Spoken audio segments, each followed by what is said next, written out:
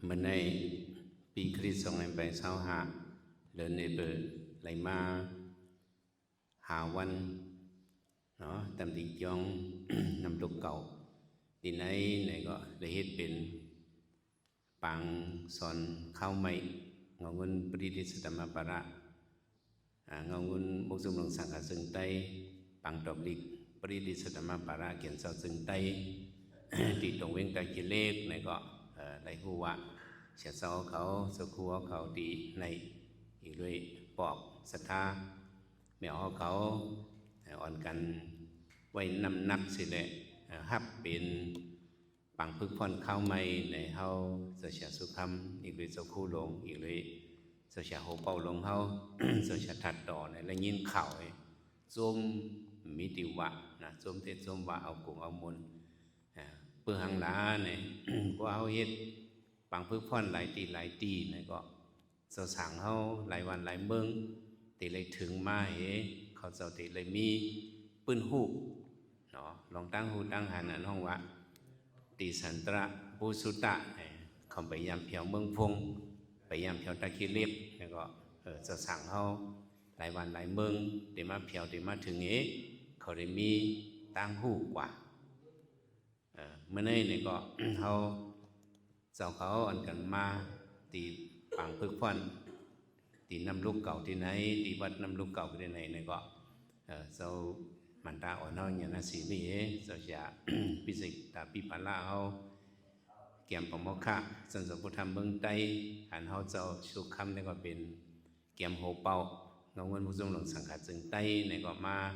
ปั่นเฮียงเสือเจ้าเขาเจ้าครูเขาอีกเลยบอกแมวเขาอีกเลยสังขา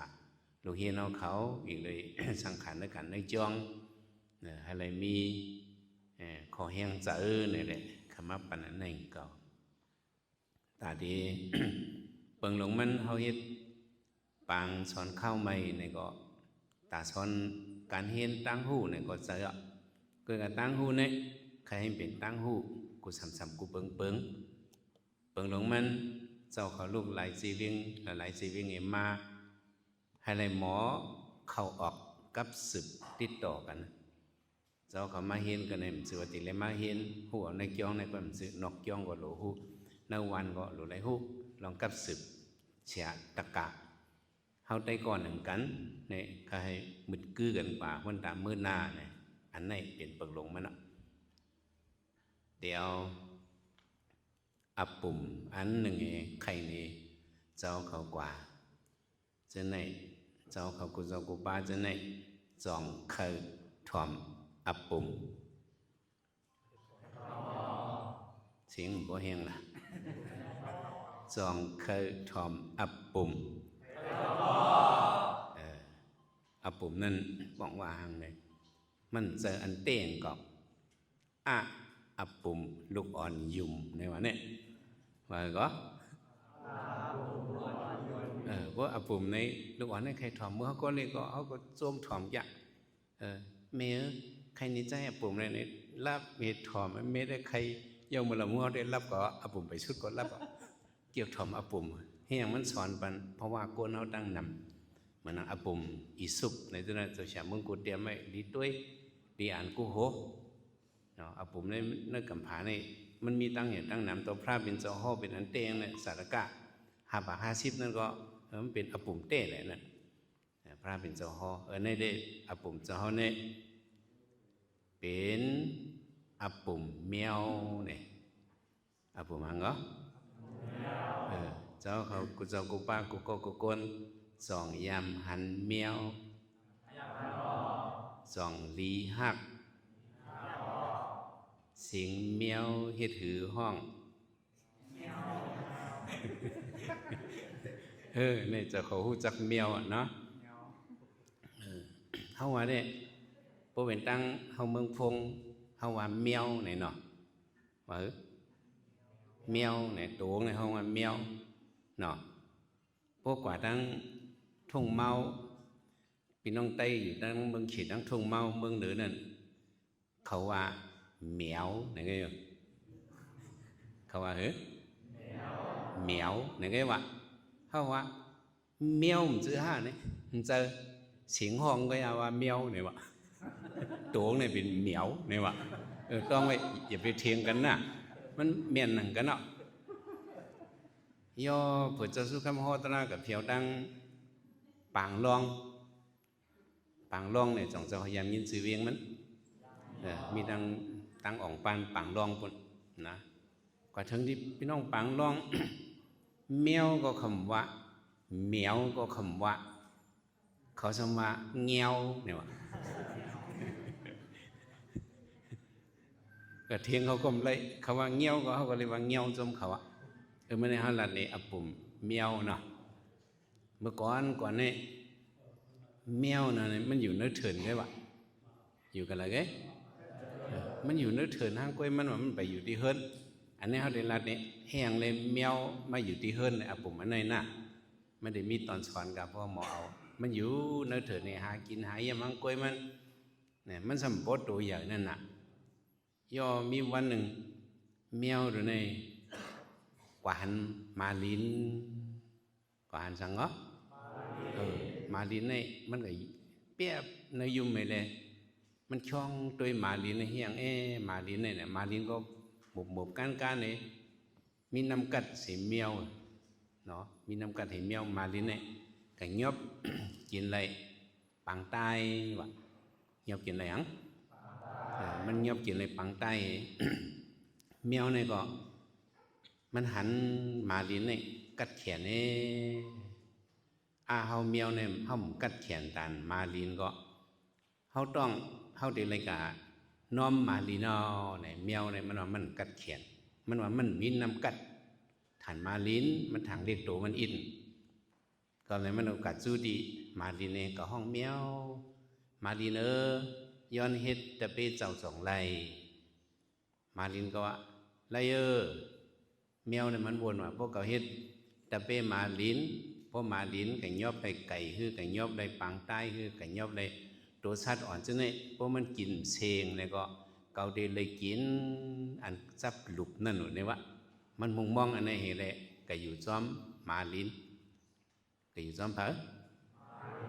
มาลินก็ถามว่าแก่ไหนอ่ะมันก็พูดถึงขิงก็ฮ้อนนี่ก็หาลำกินตัวถึงแมวก็เรียนซ้อมมันย่อ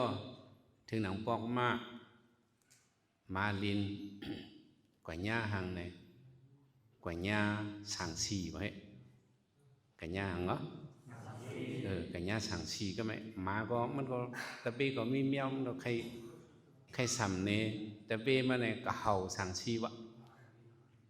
เนาะเพราะก็เห่าสั่งสีเนี่ยก็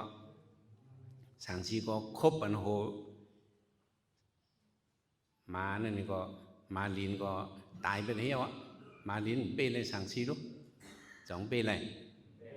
สั่งชีเนี่ยมันแห้งเนี่ยรู้สิงกันเนาะไทยเขาว่าสิงเนาะสั่งชีเนี่ยเพื่อพี่น้องทุ่งเมาเนี่ยคำว่าสั่งชีเขาว่าขางขี้เนี่ยนะขางขี้เนี่ยมันได้ความมันเปิ่งกันอีเด้อนะแล้วก็ไม่สั่งชีลงตัวนี้คบกินมาลินเนี่ยก็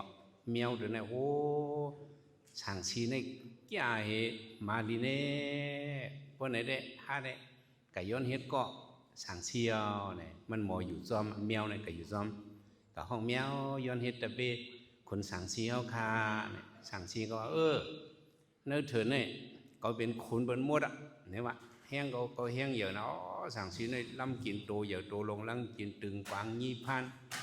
แมวก็เฮ็ดตะเบเผอcái hết về sáng sĩว่าcậu này kia làm kiện từng càng nhị phan làm kiện vô thưởng cho nên có bể mốt mèo có yếu trong sáng sĩ tăng hưởng cái kiến nửa chấp lục cho nên có tổ dở mà mèo có kiểu náอยู่trong sáng sĩ đem lấy cố phớ sáng sĩ có yếu nó thăm nó hú ấy hoang đấy tổ thưởng này từ này bay mèo có liền trong sáng sĩ thì nàoวันmà sáng sĩ này xăm quả nha trạng cả nhà hằng cả nhà trạng á mẹ sáng chi có cấu này khiển này trạng này có biến sở nữa trạng biến khí nữa kho trạng và hệ cả khốp nắng trạng này xăm ná nà khốp một khẩu giống khẩu này เข้าไรเฮ็ดโคกว่าไรจ้างเอางงนั่นจันเอาสังชีพัดตกลีนี่เอาตีนหยิบเป็นก็สังชีก็โหเพียบไปเนียนจวนเหี่ยวสังชีไปหังไปแล้วเนียนจวนให้บอกว่าหังตายสังชีก็ตายไปแล้วเมียวก็โหสังชีเปเลยจ้างลงจ้างในแก่เมื่อเขาได้อยู่จอมันแก่กว่าไหนวะมันก็เพิ่มมีอยู่จอมจ้างก็ไม่อยู่จอมจ้างให้กว่าเติมมือเนื้อก็ไม่ถึงมาวันหนึ่งจ้างในตึกปีกินมาไม่เนื้อต้นไม่ตึกปีกินยินเสียงหลังมอกำหนึ่งเลยหลายกำเสียงหลังมอกำก็ตรงนี่ก็จ้างลงจะได้ปีนลมลงกับกำเรียวว่าเฮ้เสียงนั่นอันมดตรงเนี่ยอับตีเป็นเสียงหังอาจจะเขาเขียนนะนี่หูจับเสียงกล่องเนาะตรงไหนเนาะหูเขาถอมมันยินเหมือนกันเนาะหูมันเนี่ยเขาถอมเสียงกล่องเนี่ยเขายินว่าดังเขายินจะไหนอ่ะเขายินว่าดังนี่อ่ะอังกฤษเนี่ยหูเขาถอมเสียงกล่องเนี่ยเขายินว่าดังเขายินอังกฤษเนี่ยพวกเขายินเนี่ยเขาเต็มเนี่ยในหลีกเขาพังนี่วะเขายินว่าพังเนี่ยหูเขายินว่าเจ้านั้นเนอะพังไปหูใต้เขาเนี่ยปังเขาว่าเนี่ยจังจ้าฮัลโหลเสียงกองโม่ปังเนี่ยเขาว่าแต่ไหนนะตรงเนี่ยก็ยินหรอกในหูเขายินเสียงมันเหมือนกันเนาะลิ้นเขาจะเนี่ยก็มันเหมือนกันเปียกกันเนี่ยพอไว้ในเจ้าเขาอย่างมาเจ้าเขากระชอนก้าข้างง่าปันอังกฤษฝรั่งเศสเยอรมนีคนเมืองมันตกเขาเจ้ากระชอนปันเขาก้าข้างง่าเนี่ยขมโมวะง่าเนี่ยขมโมวะเจ้าเขาสอนด้วยละเจ้าผู้วิสิตาบอกอย่างนี้อังกฤษสอนเขาว่าง่าเขาดึงออกเลยมาตั้งในลิ้นเขาเนี่ยมันออกอะไรเขายำยินให้บอกเสียงง่าเนี่ยความป่าลี่ก็เหมือนนั้นเอาง่าเหตุเนี่ยมันมีเหตุโดเอาง่าเหตุว่าตีหังแค่มันมีเพราะเป็นอาเนี่ยตีมีอิงกาเนาะอิงกาเนี่ยตีมีตัวง่าเอาตัวอาเนี่ยมีเพราะเอาง่าตีเนี่ยมีเขากับสอนเขาว่าง่าเนี่ยคำว่าอะไรเขาก็ว่าหน้าเนี่ยที่ก็เฮ็ดฮึบมีก็เขาก็ไม่ไล่อันนั้นมันเป็นเท่าเปียกกันนี่ออดกว่าแต่ว่ายินเสียงกองโต้เนี่ยก็จางนั้นห้องเนี่ยก็ร่วมตายหิมต้นไม้เหี่ยวเมียวเปียกอยู่ในต้นไม้ในยุ่มเหตุสั่งเขียนให้จ้างอันนี้มั้เนี่ยโอ้ซ้ำเป็นหังเนี่ยเป็นโกนหน่อยเป็นอย่างโลคิงในเขียนเจ้าให้ยิบกองสักย่ำลงเลยเนาะโลมาเขาตะปีตะมันมายาจ้างก็มาเดือเอางางมายาเอาเนื้อจ้างนี่ก็เทียบถือเมียวเดือในโอ้ปนเนี่ยเด้เขาในหลุยเฮ็ดก็โกนออกมาไหนวะเมียวก็ห้องเมียวในกว่าจูหิมโกนอีกคิงนั่นก็ตัวหังนี่ห้องว่าเมียวเฮ้เขาห้องต่างจื้อว่าเมียวในเฮาเนี่ยจื้อเป็นเมียวก็แม่จื้อเมียวให้ในห้องมาว่านะเสียงว่าเมียวในนู่นเนาะเสียงว่าเสียงก็ว่าเมียวในความใต้ก็ห้องเมียวในตีมื้อนั้นห้องมาว่ะเพิ่นไหนก็มันในรูปโขงก็ไรรูปโขงก็ไรก็คิงในก็เอามือเฮ็ดในหอบมือเฮือนในว่ะเมียวก็อยู่ในตักคิงนั่นนี่ก็มือจอมกว่ามันก็เปียวแต่เลยมือในอยู่ในคูในเวียงแต่เลยมืออยู่ในวันในสนแก่น่ะเฮ้เราลุงในเด้เขียนให้จ้างในว่ะจังใจเอากองทำบันจ้างกำก็ปุ้งในจ้างในไตลุงในเขียนเตะในแมวในยองคิงในว่ะยองเผยองคิงนั่นน่ะลุงในเขียนนาเผื่อเพียวมือดีวันคิงนั่นเมียวถามว่าคิงในปีเปิดมดเอาเนี่ยวะคิงบูซื้อในปีเปิดมดไหนเผื่อเพียวมือดีวันมือเพียวเนื้อวางเฮิรนมีลุงนั่นว่าเอามาเลยกองสูไหนวะคิงนั่นแหละเอากองอาบันมีมาหนึ่งพวกไหนก็นายในเขียนฮิปโปกันได้ก็ไหมเมียวที่ก็อยู่ซ้ำผักก็ไหมก็อยู่ซ้ำมีนายนั่นก็อยู่แล้วสองไพ่เมียวเนี่ยคิงนั้นมันปีเมงลงได้ในว่าเฮ้ ปีมูถามไปบอกเขาหัวเมียย้อนออกมากองสูนั่นเลยเมียออกก็ไว้เฉยตีขากองไงก็เอาไว้ที่เขียงกองไงก็สูให้ไหนแหละในเมียว่าจะเตียกนำกองเตียกนำจะกินข้าวก็ผงจะมากินนายในมีป่าวาเนี่ยเมียวแต่เฮ็ดก็นายในเฮาก็ไม่อยู่ในสองไพ่เฮก็นายก็อ่อยเนื้ออ่อยช้าก็อยู่ในสองไพ่เกี่ยวนะก็ไม่นายก็ในสัมปีเผอเนี่ยนายเนี่ยมันปีหนูวะเฮ้นายเจ้าเฮือนมันปีหังมันโกหนูนะพวกหนูมามันพวกเรียนไปไปกงปีหนูโกหนูนะหนูในเก้าหนามือเห็นไหมวะเมียวก็ว่าของหนังหนูไอ้ขาลาหาในมินนี่เบอร์เนี่ยเมียวก็เตี๋ยวเหมือนนั้นมานายในกินมาห้องเขาเรียกมันโกนูก็ได้เกียรติเคมันกว่าเนี่ยถามว่าเมียวเนี่ยมันสองเปิดในสองไพ่เปิดเคนูบันมีเสาเฮิร์นวะเนี่ยเห็นอันนี้เป็นไต้ก่อกันมาเมียวก็ปี้เลยนูก็เลยว่ามาด้วยดังเสียงไหนหนูเนี่ยปี้เลยนายเสาเฮิร์นสังจ้านายเสาเฮิร์นสัมปีคิงเสาเฮิร์นสัมปีเผอจ้างสัมปีเผอสั่งชีสัมปีเผอปีมาลินเนี่ยอันปีเป็นมาดังเสียงในเป็นเผอเนี่ยเป็นเมียวสังจ้า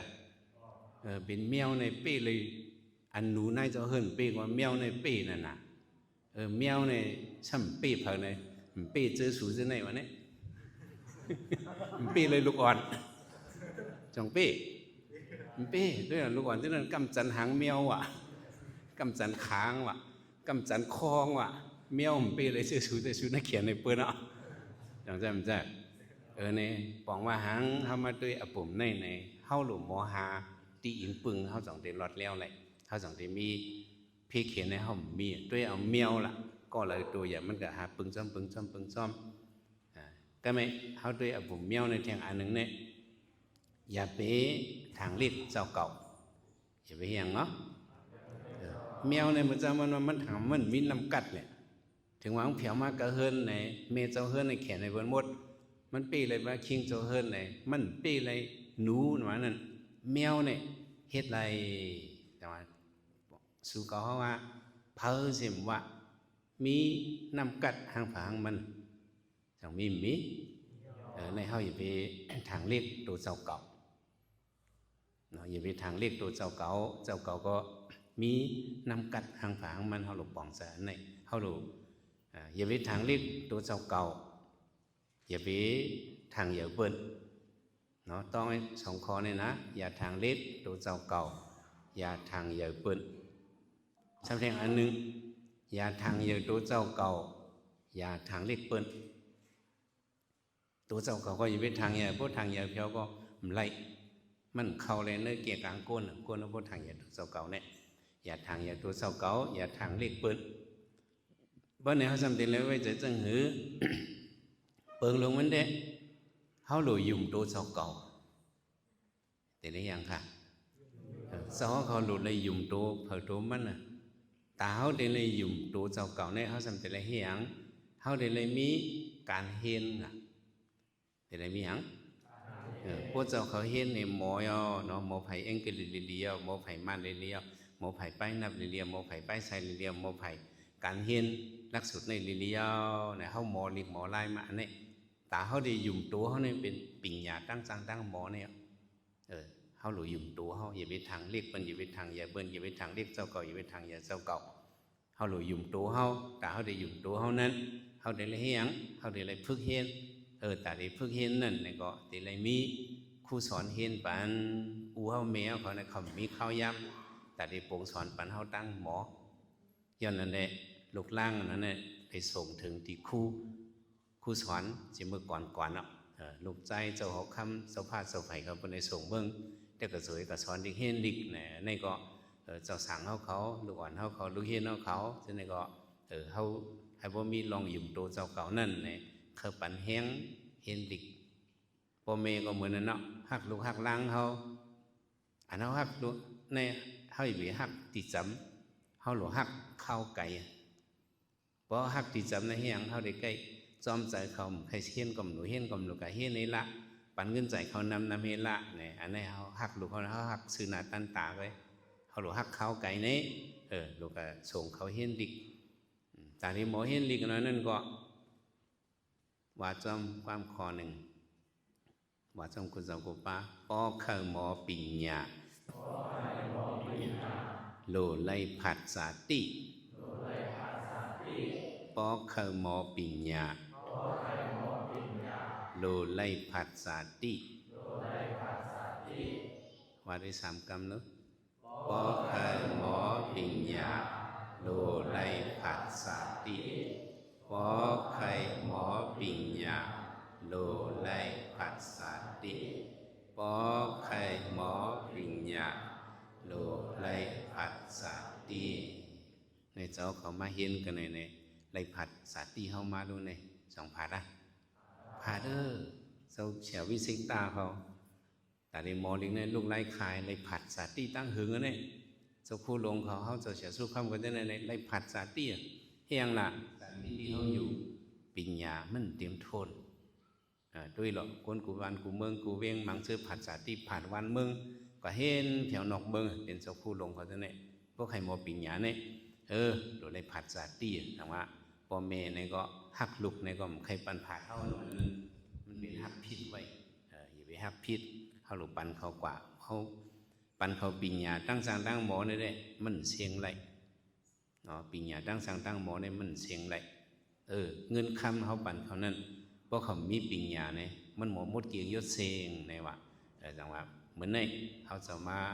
หลัดเนี่ยจะเอาเขาเนี่ยก็อะไรหมออยู่ซ้อมเฮ็ดก่อกันเนี่ยเขามาอยู่หลายวันหลายเมืองเนี่ยก็อะไรหมอถูกหมอพ่อความกันอย่าไปมักขี้กันเขาหลุดซอยกันเจ้าป้าเนี่ยหมอมิวเนี่ยเขาหลุดซอยแถมมันพอเขาซอยแถมมันเปิ่นเนี่ยก็เขาก็ตื้อป่องเสริมมาหมอมาก็เป็นจังไหนเอาปุ่มเมียวมาใครเนี่ยเจ้าเขาก็ติดต้องอยู่หลวงหมอเฮ็ดก็เปิ่นก็เป็นเมียวเนี่ยลักษณะมันเป็นจังหือเนี่ยปดจันกองหลังมันทำแนมลงเมียวเนี่ยจังจ้ะเมียวเนี่ยสอนหยาบปดจันกองหลังมันทำแนมลงปดจันตั้งปุ่มมันเนี่ยทำกล่องโด่งขึ้นจังจ้ะปดจันก็โหงเนี่ยทำโหนหลังเมียวเนี่ยปดจันหางมันทำกว่าตั้งนาจังจ้ะปดจันค้างขอในทำจันมันคัดเป็นที่กับเมียวเนี่ยอย่าไปยืงอย่าไปคัดเป็นเช่นนั้นโกนเอาเนี่ยเนาะปดจันก็โหงว่าทำจันไถ่หลังให้ในปดจันหางทำกว่าไผ่นาอย่าไปให้เป็นเช่นนั้นเขาหลงหมดจอมปืนลายเป้เมียวเนี่ยมีลายหนึ่งลายอย่างค่ะอันเขาหลูเฮ็ดโก้เปิ้นเนี่ยเขาหลูหู้อัดมันลายเป้เมียวเนี่ยแต่ละเฮียงเนี่ยแต่ละยิบโกโหมันลงแต่ละเฮียงเมียวเนี่ยพวกกับลูกโกโหเนี่ยได้รูปกว่าต่อว่าถึงปลายหางก็เขาเอาอะไรหมดเฮ็ดก็โกนก็เหมือนนั่นน่ะก็เลยเป็นผู้ใหญ่ก็เลยเป็นตียำมันเพราะหู้เสื่อนั้นได้ก็เขาเฮ็ดสั่งเนี่ยก็มันง่ายกว่าในเป็นไล่แต่เฮ็ดก็โกนเนี่ยพวกเจ้าเขาเป็นบุญเจ้ามาเป็นก้นลงมาเขาเด็กๆกับเข้ากันเลยก็ในเป็นเนี่ยโหมันพวกกับลูกโหก็มันก็ไรหมดพวกกับจันตั้งเติงในกำปักเขาเมียวเนี่ยเนาะอันนี้อะไรต้องจะไหนเนาะมาส่งตั้งสินค้าให้ได้มีลองขึ้นอย่างมาส่งสินค้า